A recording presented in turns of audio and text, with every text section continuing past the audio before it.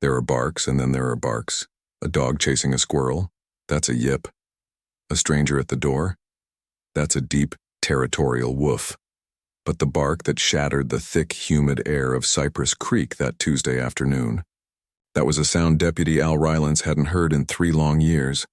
It was a sound he prayed he'd never hear again, especially not with only 22 days left until retirement. His canine partner, Shadow, a 10-year veteran of the force, wasn't looking at the tree line. He wasn't tracking a scent on the ground. He was planted, frozen, at the muddy edge of the dark Louisiana water. And he was screaming at the creek itself. Rylance's blood ran cold. He knew that sound. It only meant one thing. It was the cadaver alert. But there was nothing there. Nothing but the black, murky water that hid 1,000 secrets. What invisible ghost was Shadow screaming at? We are about to pull a secret from the mud, a secret that's been buried for decades. If you believe that every victim deserves a name, and if you love a mystery that refuses to stay cold, hit that subscribe button and ring the bell right now. You do not want to miss a single second of this. Now, let's set the scene. Cypress Creek, Louisiana isn't a place you visit on purpose. It's a place you end up. It's a winding, treacherous ribbon of dark water that snakes through the backwoods, choked with cypress stumps and secrets.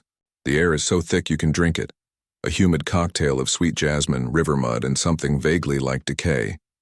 It was the last place in the world Deputy Al Rylance wanted to be on a 95-degree afternoon. Rylance was a man defined by time. He'd given 35 years to the Acadia Parish Sheriff's Office, and his body felt every single day of it. His knees ached when the humidity got high, which was always, and his mind was already on a fishing boat, picturing the moment he'd hand in his badge and trade his utility belt for a tackle box. He and Shadow were supposed to be on a simple walk and talk. A final, easy patrol through the back routes. Shadow, a magnificent black German shepherd whose muzzle was now dusted with dignified gray, was more partner than dog. They understood each other in a way Rylance never quite managed, with people. Just a routine sweep, boy, Rylance had muttered, swatting a mosquito from his neck. We check the old logging bridge, we call it a day, and we go home. Maybe I'll grill up that steak for you tonight. Shadow had responded with a low, happy huff, his tongue lolling. The old logging bridge was a local ghost story. It had collapsed. Back in the 80s, leaving only skeletal pilings jutting from the water like broken teeth. Kids dared each other to swim there. Old-timers said the currents beneath it were killers. They approached the bank, the mud sucking at Rylance's boots. Everything was normal. A heron took flight, its wings cutting the silence. Shadow was sniffing a rotted log, behaving exactly as a dog should. Rylance was thinking about his pension paperwork when it happened. Shadow stopped. It wasn't a gradual halt. It was as if a switch had been flipped. He went from a relaxed, panting canine to a rigid statue. His head snapped toward the water, his ears pinned flat. A low, guttural growl started deep in his chest. "What is it, Shade?" Rylance said, his hand instinctively moving to the grip of his sidearm. "You see a gator?" But Shadow wasn't tracking a living thing. Rylance knew the dog's live track alert. It was an excited, focused whine. This was different. This was dread. And then the bark came. It wasn't the squirrel yip. It wasn't the stranger woof. It was the sound that haunted Rylance's nightmares. A high-pitched, frantic, piercing scream that meant one thing, the scent of human decomposition. Rylance spun, scanning the bank. "Where, boy? Show me." He trusted the dog's nose over his own eyes any day. He walked the perimeter, his heart pounding against his ribs. Nothing. No disturbed earth. No freshly turned soil. No sign that anyone had been here for months. "Show me, Shadow," Rylance commanded, his voice tight. Shadow barked again, a desperate, frustrated sound. He took 2 steps into the mud, nearly to his chest, and barked at the water. He was staring at a spot 30 yards out, right where the main channel ran deepest, right where the old bridge used to be. Rylance's mind raced. An accidental drowning? A boater? But Shadow was a cadaver dog, not a water rescue dog. He was trained to find remains, often buried. For him to hit on a scent this strong from that much water, it meant the source was significant, and it meant the source had been there for a very, very long time, leaching into the sediment. No, Rylance whispered to himself, the reality dawning on him. It can't be. He looked at the dark water. He looked at his partner, who was now trembling with the force of his own alerts, refusing to back down. Shadow was a professional. He didn't make mistakes. Rylance knew, with a certainty that chilled him to the bone, that his dog was right. There was something down there. He looked up at the empty sky, his fishing trip evaporating from his mind. His retirement just got put on hold. He pulled his radio from his shoulder, his thumb pressing the talk button. His voice was steady, betraying none of the cold dread flooding his system. "Dispatch, this is Deputy Rylance and K9 Shadow at Cypress Creek Old Bridge Site." A crackle of static replied. "Go ahead, 3 Adam 12. Rylance took a deep breath. "Dispatch, my K9 is indicating a positive alert for human remains." A pause. "Affirmative, 3 Adam 12. Are you at a ground disturbance?" Rylance looked at the black swirling water. "Negative, dispatch. The target is submerged. You're gonna need to call the dive team." A radio call is a stone tossed into a still pond. The first ripple is the call itself. The ones that follow are the consequences, growing wider and wider until they hit the shore. Al Rylance stood in the suffocating Louisiana humidity, the radio on his shoulder heavy, the static-laced acknowledgement from dispatch already fading into the chorus of cicadas. Now came the hardest part of any call, the waiting. He stood on the bank, a man balanced on the knife edge between his past and his future. Behind him lay 35 years of service. Ahead of him, a fishing boat and endless quiet mornings. But right now, his future was being held hostage by his past, by a patch of dark water that his dog refused to look away from. Shadow, his K9 partner, had sat down. It wasn't a relaxed sit. It was a rigid, professional plant. His work was done. He had found the spot. Now the humans had to catch up. Rylance reached down and absently stroked the dog's broad head, his thumb rubbing the small patch of scar tissue over his eye. "Good boy, Shade," Rylance murmured more to himself than the dog. "You never miss, do you?" It took 45 minutes for the first set of ripples to arrive. In Acadia Parish, the dive team wasn't a full-time gig. It was a collection of deputies and firefighters who were also certified for underwater work. They arrived not with the flash of sirens, but with the practical heavy rumble of dual-axle trucks and a battered white equipment van. The team's leader, a broad-shouldered Cajun named Sergeant Boudreau, stepped out of his truck, already pulling on his neoprene boots. He and Rylance went back 20 years. "Don't tell me, Al," Boudreau said, his voice a low rumble. "A tourist dropped their new iPhone?" "Wish it was, Boudreau," Rylance said, pointing with his chin toward the creek. "My partner says we got a floater. Or a sinker, more like." Boudreau's good humor evaporated, replaced by a focused professional mask. He walked to the water's edge, peering into the blackness as if he could will his X-ray vision to work. "Down there?" he asked, pointing to the spot near the old bridge pilings where Shadow was still staring. "That's the spot. Shadow's hit on it from 3 different angles now. He's sure, and so am I." Boudreau nodded, spitting a stream of tobacco juice into the mud. "All right, well, this is going to be a royal pain in the ass. Visibility is 0. Water's running high from the last rain, and God only knows what kind of scrap metal an old logging cable is down there. But if the dog says..." He didn't need to finish. The dog's nose was gospel. The next 20 minutes were a blur of procedural theater. Air tanks were checked. Hoses were connected. A safety diver got into position on the bank, holding a tether. Boudreau, the primary, wrestled his way into his BCD, buoyancy vest, and sealed his full-face mask. He looked less like a police officer and more like an astronaut about to explore a hostile alien world. Rylance gave the final brief. "Shadow's alert is concentrated right over that deep channel. It's a cadaver alert, so you're looking for... well, you know what you're looking." 4. Boudreaux's voice came over the comms, tinny and metallic. Understood?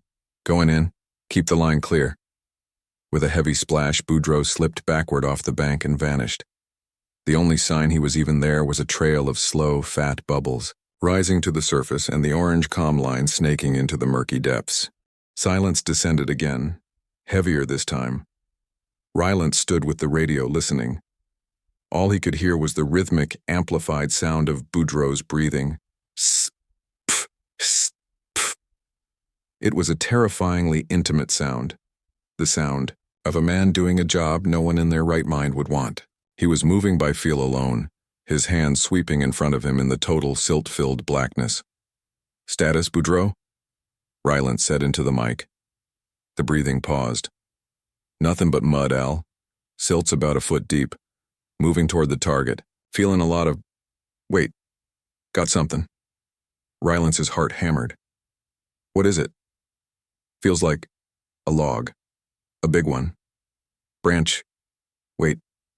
No. It's a root ball. A massive cypress stump. A sigh of frustration. Negative, Al. It's a false hit. Just a damn stump. Rylance looked down at Shadow. The dog hadn't moved. His ears were still perked, his eyes still locked on that patch of water. Negative, Boudreaux, Rylance said, his voice firm. My dog's not alerting on a tree stump.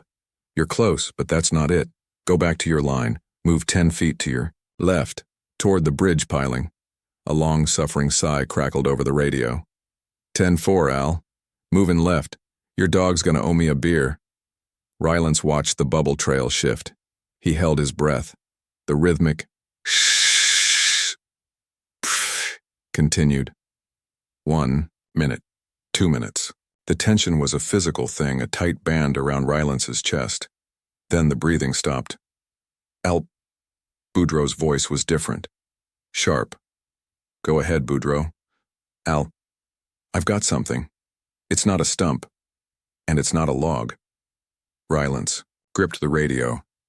Talk to me. It's cold and smooth. Feels like metal, rusted, but flat. A big flat panel. The safety diver tensed, ready to pull the line. Boudreaux, what is it? A long, pressurized silence.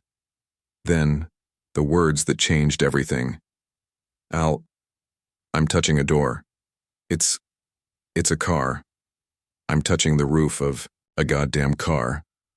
For a long moment, the only sound on the creek bank was the pop and crackle of Rylance's radio, as if the air itself was trying to process Boudreaux's words. It's a car.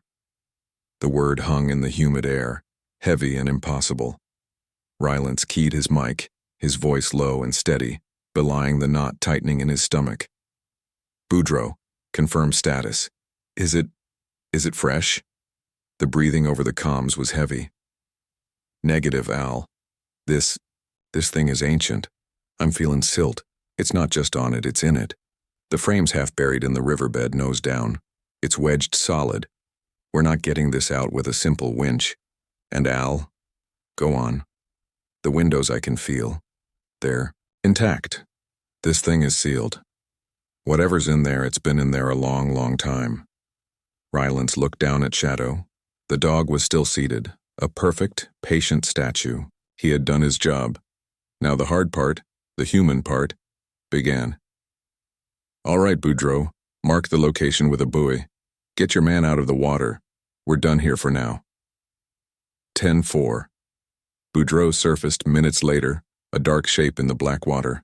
He pulled his mask off, his face pale, and swam to the bank, hauling himself out with a grunt. He didn't speak, just pointed. A small, high-visibility orange buoy now bobbed on the surface, marking the grave. You're sure? Boudreaux asked, spitting creek water. Shadow's sure? Rylance replied, which meant the same thing. And now you're sure? Rylance turned and walked back to his cruiser. This scene was no longer a simple recovery. It was now a major operation. He got on the main channel requesting the sheriff and the county coroner to be notified. And then he made the most important call. Dispatch, get me a line to Big Earl's. There was only one rig in Acadia Parish capable of pulling a multi-ton silt-filled vehicle from a deep-water grave. Big Earl's 50-ton heavy-duty rotator. And so, the waiting began again. But this time, they weren't alone. News travels in a small town like water seeping through cracks in a dam. First it's a drip, then a trickle, then a flood. A call for a dive team followed by a call for the county's biggest wrecker, all at the haunted-ass site of the old collapsed bridge. That was a 3-act play. The first pickup truck, a rusty Ford F-150, pulled up the dirt access road an hour later. Then another. By the time the sun began to dip low, painting the sky in bruised shades of orange and purple, a small somber collection of locals stood 100 yards back, their arms crossed, watching.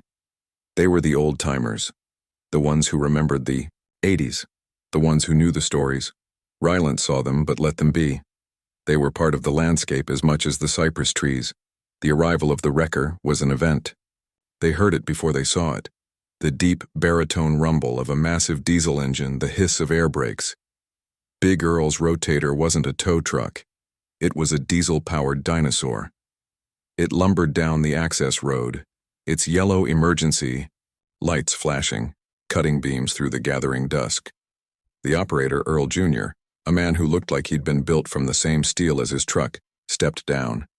He didn't say much, he just drank in the scene, the creek, the cops, the buoy, the crowd. "She's deep?" he asked Rylance. "Deep." "And stuck," Rylance said. "She won't be for long," Earl Jr. said.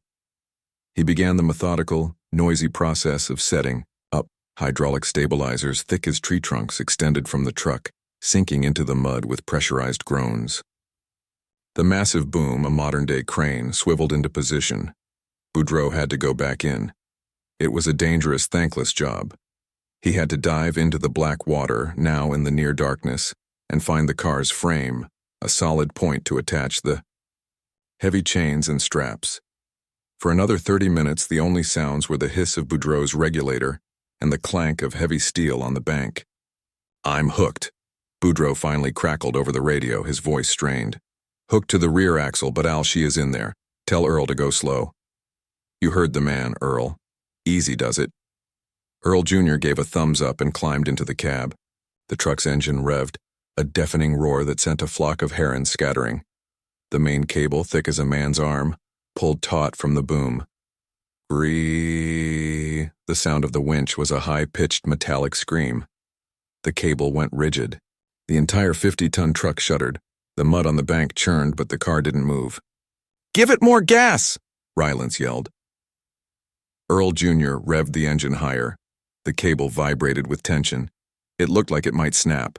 "It's comin'!" Boudreaux yelled over the comms, still in the water. "I feel it shiftin'. Go, go, go!" With a sound like a giant sigh, a massive bubble of swamp gas erupted from the buoy's location. The tension on the cable suddenly changed. The river had finally let go. "She's loose," Earl Jr. shouted, his knuckles white on the controls. "She's coming up." Slowly, agonizingly, he worked the boom and the winch, reeling in his catch. First, the rear bumper broke the surface. Then, the trunk. A cascade of black water and mud streamed off it. It was a ghost. A large, 4-door sedan, completely caked in a dark brown, slimy shroud of silt and river vegetation. It was a corroded coffin.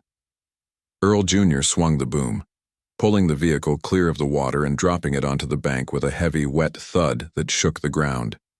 The crowd of old-timers gasped. Rylance stepped forward, his flashlight beam cutting through the gloom. The mud couldn't hide the lines. The distinctive, boxy shape. The vinyl roof now rotted away. "My God," one of the old-timers whispered, loud enough for Rylance to hear. "That's an Oldsmobile. Haven't seen one of those since 85. The car sat there, dripping, its windows black and opaque with mud from the inside. The doors were sealed shut, not by locks, but by decades of silt and pressure. Shadow, who had been silent this whole time, let out a single, low whine. Rylance knew the dog was right. The alert had been for human remains. He had just pulled a tomb from the river, and now he had to open it. The car sat dripping on the bank. A monstrous thing pulled from a 2-generation-old nightmare. It was an Oldsmobile Cutlass Supreme, or what was left of it. Even caked in decades of black mud, the boxy formal lines were unmistakable. This had been someone's pride and joy in 1985. Now it was a sealed tomb. The scene, which had been chaotic with the noise of the wrecker's engine and the straining of steel cables, fell into a deep, heavy silence. The only sounds were the drip, drip, drip of creek water draining from the chassis and the nervous chirping of crickets in the tree line. The floodlights from Earl's truck cast a harsh artificial glare, making the wet mud gleam and throwing long, distorted shadows. The crowd of old-timers on the perimeter had grown quiet, their arms crossed, their faces grim. They weren't just curious. They looked like they were attending a funeral. Deputy Al Rylance felt the weight of every eye on him. This was his scene. His K9 Shadow sat patiently by the cruiser, his work long since done, but he whined softly, as if he understood the gravity of what he had found. "All right," Rylance said, his voice cutting the silence. "This is now a potential crime scene. Boudreaux, I need one of your team with a Halligan. We're not using the Jaws. I don't want to compromise the vehicle any more than nature already has." "You got it, Al," Boudreaux said, signaling one of his men. A young firefighter, his face still flushed with adrenaline, approached with the heavy steel pry bar. "Just the driver's door," Rylance instructed, shining his flashlight on the seam. "Go easy. Find a purchase and just pop the seal. Don't crank on it." The firefighter nodded. He jammed the forked end of the Halligan bar into the slight gap between the door and the frame. He grunted, putting his weight into it. The sound was awful. A high-pitched screech of metal on metal, a sound that hadn't been heard in 30 years. The door didn't budge. It was held fast by a vacuum of rust and hardened silt. "Again," Rylance said. The firefighter repositioned and threw his entire body weight against the bar. Crack. It wasn't the sound of metal, but of the seal breaking. A putrid, sour smell, the scent of anaerobic decay and trapped swamp gas, hissed out, making the firefighter gag and step back. "Hold your breath and get it done, son," Rylance said, his own stomach turning. The firefighter, holding the collar of his shirt over his nose, gave one final, powerful heave. With a groan of tortured metal and a nauseating sucking sound, the door popped open. A thick, dark soup of decayed water, river mud, and unidentifiable organic matter spilled out over the firefighter's boots, splashing onto the ground. The car had given up its secret. Rylance stepped forward, his heart hammering against his ribs. He held his high-intensity flashlight steady, its white beam cutting into the darkness of the cabin. The interior was a slurry of brown and black. The dash was gone, the upholstery on the seats rotted away to the springs, but the light found form. A shape. It was slumped forward, its head resting on the rotted nub of the steering column. It was unmistakably human. Rylance felt the air leave, his lungs. He had seen death in every form. Car wrecks, suicides, hunting accidents. He was, he thought, immune to it. He was wrong. It wasn't the skeleton that stopped his heart. It was the clothing. The beam of his flashlight illuminated the tattered, mud-stained but still present remnants of a black jacket, the unmistakable, once white ruffled front of a tuxedo shirt, now dyed the color of tobacco, and clinging impossibly to the cervical vertebrae where a neck should be, a small, rotted, black bow tie. "Lord have mercy," Rylance whispered, the words fogging in the cool night air. He instinctively slowly took off his hat, holding it over his chest. It was a gesture of respect he didn't even know he was making. He was no longer a cop looking at evidence. He was a man looking at a profound, heartbreaking tragedy. A collective, audible gasp came from the crowd of old-timers. "It's him." A woman's voice cried out from the darkness. "Oh God in heaven, it's really him." Rylance put his hat back on, his face now a mask of grim professionalism. The brief moment of shock was over. He was in charge. He turned to the young deputy who had been managing the perimeter. "You," Rylance commanded, "get on the radio. Tell dispatch I have a confirmed 1054, a dead body. Notify Sheriff Thibodeau and have him call the parish coroner. Tell Dr. Broussard I need her out here personal. This is no accident." The deputy, his eyes wide as dinner plates, fumbled for his radio. "Yes, sir." Rylance turned back to the car, shining his light away from the body and toward the floorboard, the glove box, the empty passenger seat. Who was this man? This groom. What happened on his wedding day? Where was he going? Or who was he running from? Rylance looked at the silent crowd, then back at the car. The town's past had just punched its way into his present. And he knew, with a sinking feeling, in his gut, that his retirement was over before it had even begun. A police scene, Al Rylance knew, was a living organism. It had a life cycle. There was the initial shock, the discovery. That was the screaming, chaotic birth. That part was over. Now began the second phase, the cold, methodical assessment. This was the part where the professionals arrived, the scene's heartbeat slowed, and the real work began. The beam of Rylance's flashlight was still trained on the driver's seat, on the bow tie. He hadn't moved. He was guarding the tomb he had unearthed, a silent sentinel. From the darkness behind him, the woman's voice still echoed. "It's him. Oh, God in heaven, it's really him." Rylance didn't turn. He called to the young deputy who was still trying to catch his breath. "Matheson, you hear that?" "Sir?" "That woman, the one who yelled. Find her. Gently, son. Get a name, a number. Tell her I will be over to talk to her personally, but get her name. Go." "Yes, sir." The deputy, grateful for a mission, hurried toward the small, stunned crowd. This was how cold cases were solved, not with a single eureka moment, but by pulling on 100 tiny, forgotten threads. The dog had pulled the first thread. The woman in the crowd was the second. A few minutes later, the serious gravel crunch of a heavy-duty pickup truck signaled the arrival of the sheriff. Sheriff Thibodeau was a large man, built like the retired high school football coach he was. He was a politician, but he had been a cop first. He stepped out of his gleaming white truck, his face set in a grim line, and walked straight to Rylance. He didn't look at the crowd. He didn't look at the tow truck.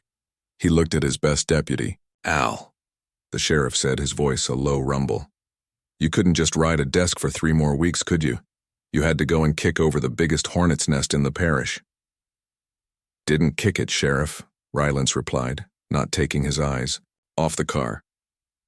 "My dog just sniffed it out. It's a bad one, boss." Thibodeau sighed, the sound of a man calculating overtime, media calls, and the cost of an investigation. "So I heard." He stepped up beside Rylance, looked into the car, and his politician face disappeared. "Jesus, Mary, and Joseph," he whispered. "Is that a tux?" "Affirmative," Rylance said. "A groom." The sheriff was silent for a full 10 seconds. "This is going to be a circus, Al. The minute this hits the news and a groom from the 80s, the national papers will be here by dawn." He put his hand on Rylance's shoulder. "Whatever you need, you got it. But this has to be by the book, no mistakes." "Know the drill, Sheriff." "Good, because she's here." Rylance turned. A sensible dark blue sedan had pulled up, driving past the other emergency vehicles with quiet authority. A woman stepped out, her gray hair pulled back in a neat bun. She was in her late 60s, but moved with a purpose that shamed men half her age. This was Dr. Eve Broussard, the Acadia Parish coroner. Rylance had personally requested her. He wouldn't have trusted this scene with a junior medical examiner. She walked directly to Rylance, carrying her heavy black nylon kit. She and Rylance had been to more of these scenes together than either of them cared to count. "Al," she said, her voice crisp. "Eve," he replied, a world of professional respect passing between them in that single syllable. The sheriff said you found something to spoil your retirement plans, she said, her eyes already on the car. He wasn't exaggerating. Afraid not. Rylance stepped aside, giving her access. This was her domain now. Dr. Broussard set down her kit. She snapped on a pair of purple nitrile gloves. She didn't rush. She didn't gag at the smell. She just observed. She walked a slow circle around the car, her pen light tracing the water lines, the rust patterns, the mud. She was reading the story of its 30-year burial. Finally, she came to the open driver's door. Rylance held his main flashlight. Bathing the interior in a steady white beam, she leaned in, her gaze missing nothing. She saw the tattered tuxedo, the bow tie, the skeletal hand still near the rotted steering wheel. Well, she said, her voice soft. He wasn't in any hurry to get out. She looked at Rylance. On the most important day of his life. What a tragedy. She turned her attention to the remains. He's been in an anaerobic environment, Al. The silt and the water pressure. It's a mess, but it might have preserved things we wouldn't normally get. Clothing fibers, tissue, maybe. She leaned in closer, her light now focused on the skull, which was resting against the dash. What do you see, Eve? Rylance asked, his voice quiet. I see a young man, or what's left of him. The clothing, the tuxedo. It's heartbreaking. She paused, her light unmoving. She was looking at the side of the skull, at the left temple. Alan, your light. A little closer. Right there. On the temporal bone. Rylance shifted his beam, concentrating it. What is it? He asked. She didn't answer. She just looked. The bone was dark, stained from the water, but even Rylance could see it. A small, circular, unnaturally perfect something. It wasn't a crack from the pressure. It wasn't decay. It was a hole. Dr. Broussard finally stood up straight and looked at Rylance, her eyes catching the reflection of the flashing lights. This is not my official conclusion, Al. I'll need to get him back to the lab, get him cleaned, and get him on my table. But, Rylance prompted, she stripped off her gloves with a sharp snap. But I'll tell you right now, Deputy, this man didn't die from drowning. He was dead before this car ever hit the water. Dr. Broussard's words landed with the final heavy thud of a coffin lid. He was dead before this car ever hit the water. In that moment, the entire scene changed. The air, already thick with humidity, felt suddenly colder, sharper. The flashing red and blue lights of the cruisers, which had been a beacon of rescue, now felt like a pulsating angry wound. This wasn't a tragedy. It wasn't a cold case about an accidental drowning, a gone fishing trip that went wrong. It was a homicide. Al Rylance felt the change in his gut. This was no longer his scene. A simple road deputy, even one with a K9, didn't work a murder. This was a job for upstairs, for the detectives, the crime scene unit, CSU, the full force of the parish's investigative resources. Sheriff Thibodeau, who had been listening from a few feet away, didn't miss a beat. He was already on his cell phone, his back to the scene, his voice a low, hard command. Get me O'Malley, he was saying. Yeah, the head of detectives. And roll CSU. No, not the B team. I want the A team. This is the one we're going to be reading about in the papers. Now, he turned back to Rylance and Dr. Broussard. Eve, you've made the call. It's a homicide. My preliminary, unofficial but obvious call. Sheriff. Yes, Dr. Broussard corrected him, her professionalism absolute. I won't be able to confirm cause until I get him on my table. I need this vehicle moved to my facility. We'll have to excavate him there carefully. Understood, the sheriff said. He looked at Rylance. Al, good work. Your dog's good work. Now, this is O'Malley's scene. You're the primary, so you'll write the report, but I understand, Sheriff, Rylance said. But he didn't. Not really. He looked at the victim. The groom. The man he and Shadow had pulled from a 30-year grave. He felt a sudden fierce surge of ownership. This wasn't just a case. This was his. He knew he had minutes, maybe less, before the CSU van arrived and this car, this tomb, was wrapped, sealed, and taken from him. Before it became just another piece of evidence in a sterile lab, he had to look. Just one more look. "Sheriff," Rylance said, his voice quiet but firm. "CSU will bag the hands, they'll check the floorboards, but I'm here. I'm looking, right now." Thibodeau studied his deputy's face. He saw the exhaustion, but also the sharp, burning intelligence that made Rylance the best he'd ever had. He gave a single nod. "You've got 5 minutes. Don't touch the body. Dr. Broussard is your witness." That was all he needed. Rylance snapped on a fresh pair of nitrile gloves. He turned to the car. Dr. Broussard was right. They couldn't move the victim here. But Rylance wasn't looking at the victim. He was looking at the small, square door on the passenger side dash, the glove compartment. It was a relic from a different time. In 1985, this was where you kept everything important. The registration, the insurance, the maps. Maybe the personal effects. The latch was a simple button, but it was fused shut, a solid mass of rust and hardened silt. "Give me your multi-tool." "Matheson," Rylance called out to the young deputy. Matheson fumbled, handing it over. Rylance opened the small pry bar attachment. He wedged it into the seam. He pushed. Nothing. He pushed harder. With a sharp crack of 30-year-old brittle plastic, the latch gave way. The glove box door didn't swing open. It just sagged, held by one rotted hinge, and from it spilled a thick, vile-smelling slurry of decayed paper, mud, and river water. It was the consistency of wet oatmeal. "Oh, God," Matheson muttered. Rylance ignored him. He pointed his flashlight into the small, dark cavity. It was just a soup of decay. He could have waited. He could have let CSU handle it. He didn't. He plunged, his gloved hand into the muck. It was cold, disgusting. He felt the pulp of what was once an owner's manual. He felt the gritty silt. He swirled his fingers, searching for anything that wasn't mud, anything that had form. His fingers brushed against something. It was ice-soft but hard underneath. It was a man-made shape, small, square. "Eve," he said, his voice tight. Dr. Broussard was at his shoulder instantly. Rylance carefully worked his fingers around the object, trying not to disturb whatever else was in there. He gripped it, and slowly, carefully, pulled his hand free. Resting, in his muddy, gloved palm was a small square thing. It was black with slime. "Water bottle?" he said to Matheson, holding out his hand.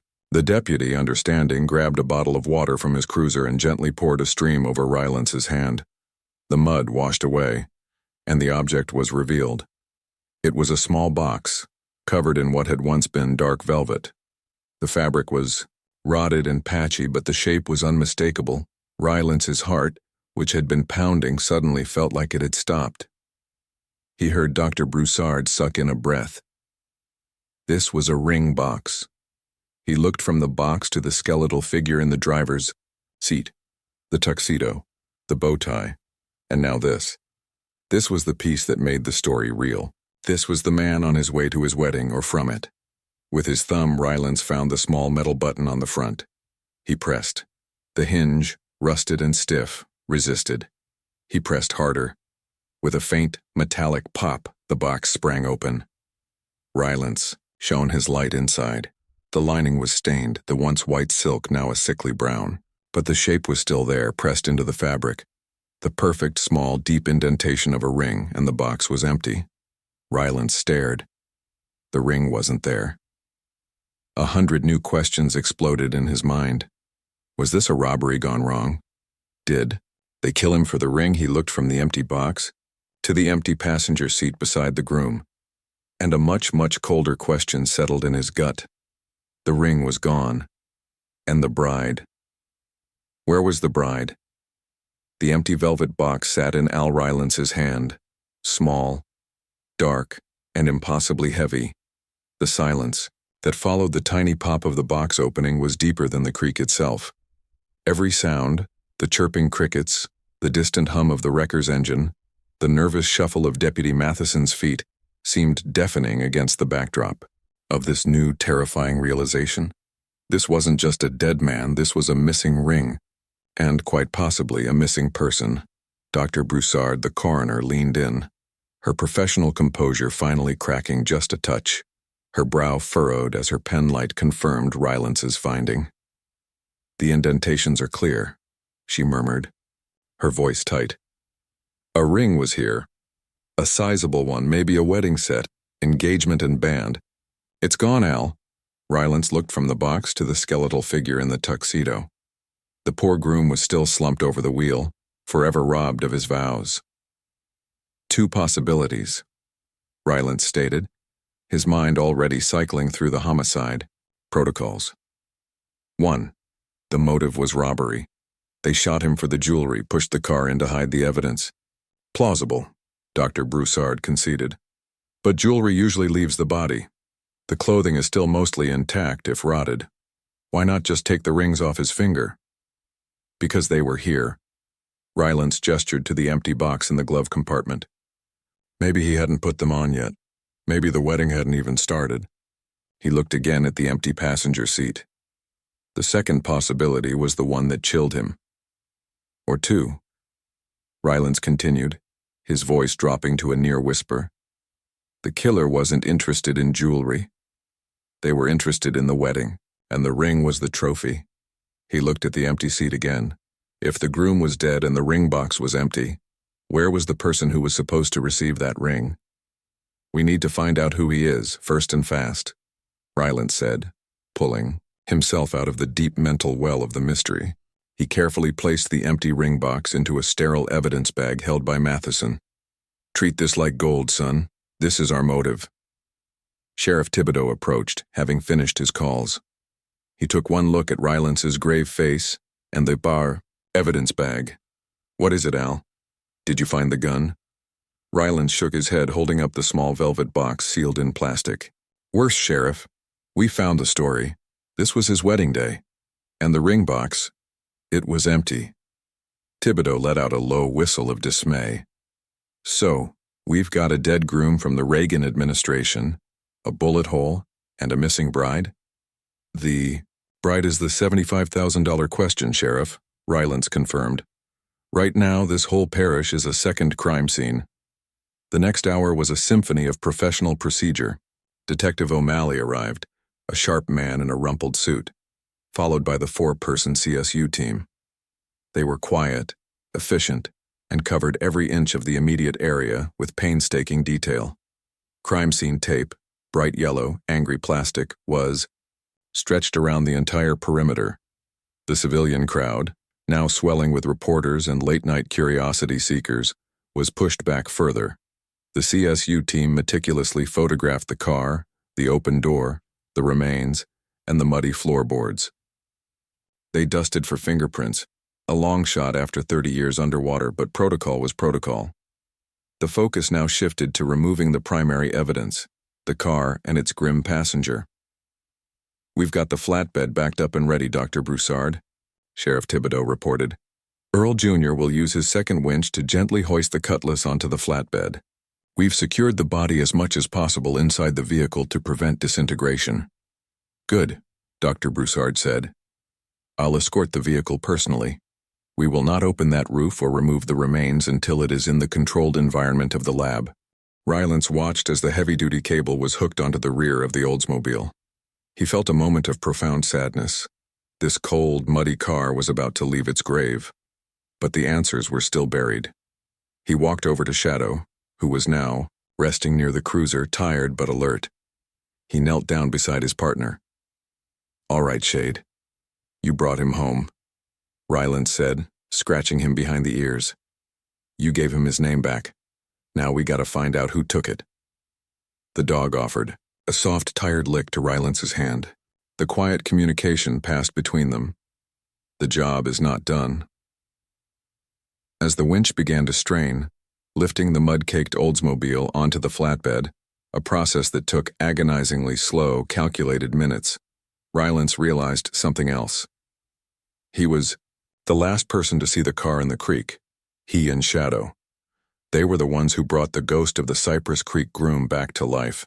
And now, Rylance knew, with a resignation that settled deep in his bones, that he was the only man who could put that ghost to rest.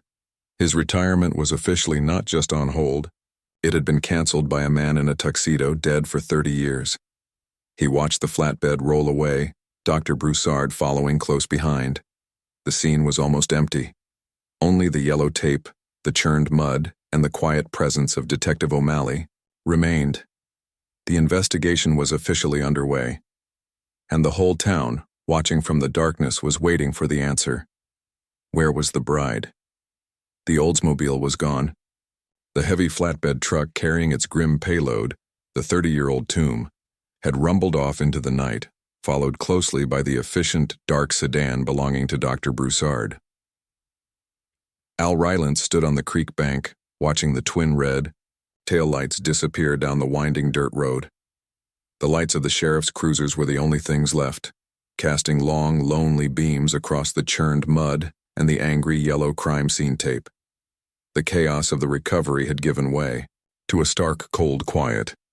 Detective O'Malley, head of parish detectives, walked up beside Rylance.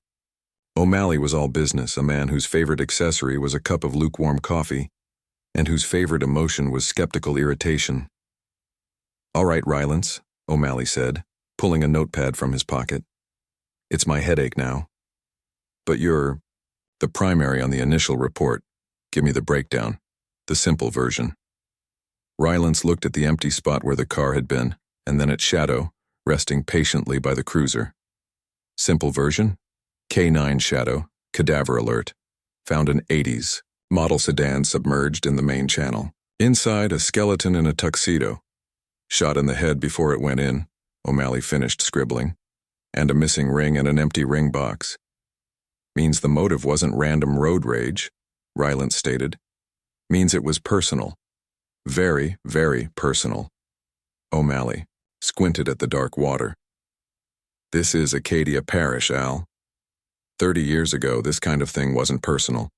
It was a secret. Someone wanted this man gone, and they had the means and the location to make sure he vanished forever." Rylance felt a flicker of agreement. In a small, close-knit community like this, secrets didn't die. They just waited to be found. "I had Matheson." "Get the name of that woman in the crowd," Rylance said. "The one who screamed, 'It's him.'